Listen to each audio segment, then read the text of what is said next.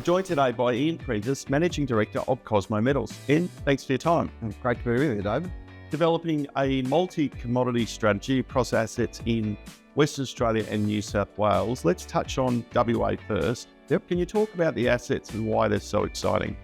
Yeah, so our primary asset in WA is the Kanowna Gold Project. So it sits around about 2 kilometres from the Kanowna Bell gold mine. So that's a plus 70 an ounce endowment of gold there, and about 13 kilometres from Kalgoorlie, so the super pit. So sandwich between those two, sitting on the Kanowna Shear, so 8 kilometres of the Kanowna Shear, and it's, I guess, historic exploration or previous exploration there has demonstrated really significant amount of gold in the system associated with that shear, and there's some really, some great historic drill holes in amongst all that, and I guess, for us, it's a really big opportunity to look at, see if we can find another, large-scale sediment-hosted gold deposit. And what work's being done and what excites you about this project? So there has been some drilling, and I guess what excites me about the project is you look at a map and it looks like there's been a lot of drilling.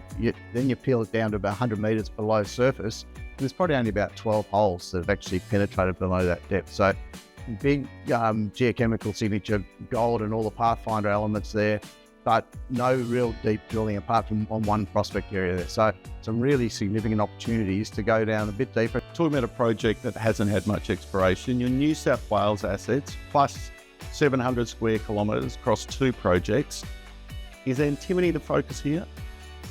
So it's a really interesting part of the world. So we got into these projects because the New South Wales Geological Survey did some prospectivity analysis last decade and identified those 2 project areas as being the highest prospectivity for antimony and gold. So orogenic antimony gold in those areas. So that's what really attracted us to those areas. So really strong potential for antimony. We've got Lavoto developing the Hillgrove deposit not so far away from us. So and antimony is a really interesting one. There's a lot of other mineral endowment in those areas as well, and as you say, really large area. But I guess the lead onto that was on the antimony prospectivity.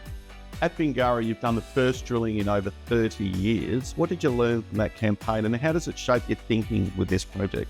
Yeah, so I guess, again, one of the real attractions for us was we've got both areas, Bingara and Nundle, have had a lot of historic mining, but dating back to the mid-1800s, both gold and copper mining.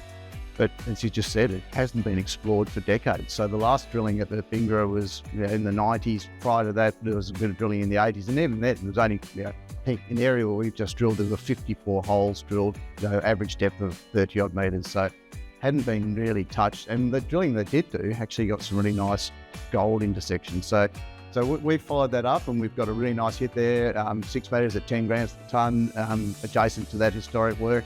And then we've stepped out from there and really building the picture. But I guess for us, we're looking at that particularly on the gold side. That's a Spring Creek target. Spring Creek is part of a 12-kilometre gold endowment trend that's got over 1,200 historic workings on it. So an area with that amount of historic production that just hasn't had any exploration of any detail at all. So really excited about that and stepping out from the known at Spring Creek and then developing up some of these other opportunities.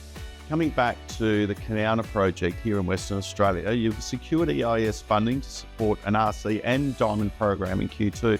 What are the catalysts of this program and what are you hoping to achieve?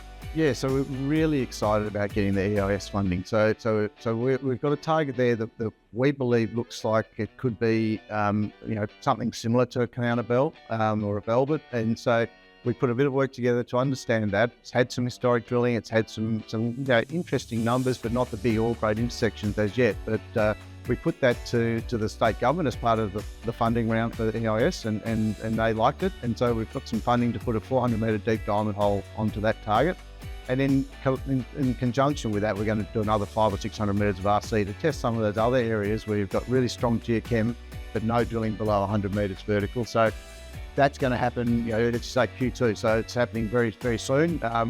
We're in the middle now of a entitlements issue. So we'll come out of the entitlements issue fully funded to really execute that program and move into that drilling phase.